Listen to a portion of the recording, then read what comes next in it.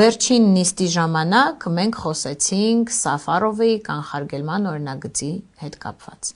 Մենք համարում ենք, որ կան հարցեր, որոնք որ ճակատագրական են մեր երկրի համար։ Եվ խաղաղությունը, որը Նիկոլ Փաշինյանը ըստ իրենց բերել է մեր երկրին, դա ընդհանրապես թղթի վրա նախաստորագրված խաղաղություն է։ Իրական խաղաղությունը կարող է լինել այն ժամանակ, երբ որ մենք հավասարը հավասարի հետ կնստենք բանակցային սեղանի, երբ որ մեր երկիրը կներկայացնի ոչ թե կապիտուլյանտ առաջնորդ, այլ առաջնորդ, որը սպասարկում է միայն Հայաստանի Հանրապետության շահերը։ Եվ այս ամենից խուսափելու համար մենք ներկայացրել ենք այս օրենքի նախագիծը եւ ունենք համոզմունք, որ Հայաստանը պետք է լինի առանց ադրբեջանցիների երկիր։ Մենք չենք կարող թույլ տալ, որպեսզի ադրբեջանցիները ինչ որ պատճառներով գան մեր երկիր եւ հնարավորություն ունենալ հող կամ բնակարան գնել մեր երկրում։ Սա անընդունելի է։ Եվ մենք տեսնում ենք, որ ինչպես է շատ գեղեցիկ ձևով, ժողովրդին մոլորեցնելով, մանիպուլացնելով այս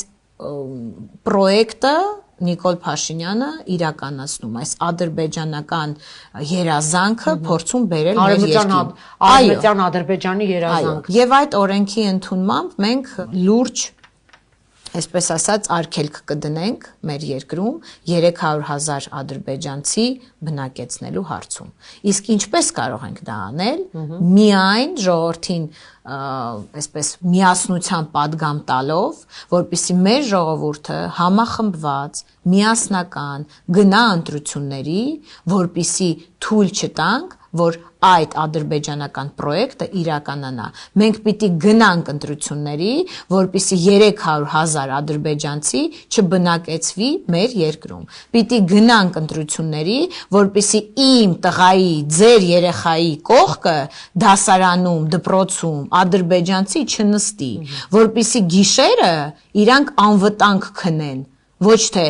վախեցած, որ կացինը ձեռքին մի մարդ կգա եւ մեր ժողովրդի վիզը կկտրի։ Եվ մենք պիտի գնանք ընտրությունների, որ ադրբեջանցիները չգան։ Ու վերջապես պիտի գնանք ընտրությունների, որ սրանք գնան։